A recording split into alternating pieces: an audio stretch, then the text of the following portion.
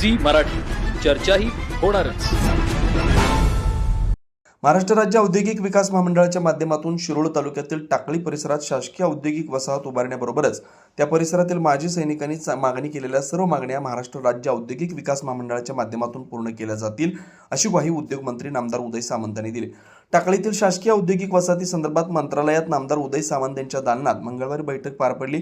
बैठकीस तालुक्याचे प्रतिनिधी म्हणून आमदार राजेंद्र पाटील यड्रावकर प्रमुख उपस्थित होते. ग्रामीण भागातील युवक उद्योजक झाला पाहिजे, परिसरातील महिलांना गावाशेजारी रोजगाराच्या संधी निर्माण झाल्या पाहिजेत, त्याचबरोबर बेरोजगार युवकांना रोजगार उपलब्ध करून देण्यासाठी उद्योगांचा विस्तार झाला पाहिजे आणि त्यासाठी शासकीय औद्योगिक वसाहती निर्माण झाल्या पाहिजेत, असं सांगताना माजी सैनिकांच्या मागण्यांकडे देखील दुर्लक्ष केलं जाणार नाही, त्यांच्या मागण्या पूर्ण केल्या जातील, असंही नामदार सावंत यांनी बैठकीत सांगितलं. बैठकीत गायरान जमिनीवरील अतिक्रमणाचा मुद्दा उपस्थित झाला. यावेळी शासकीय गायरान जमिनीवर शेतीचं जे अतिक्रमण झालंय ते तातडीनं काढून घेण्याच्या सूचना नामदार उदय सामंतांनी बैठकीसाठी ऑनलाईन उपस्थित असणाऱ्या कोल्हापूर जिल्हाधिकारी विजय राठोड यांना दिल्या.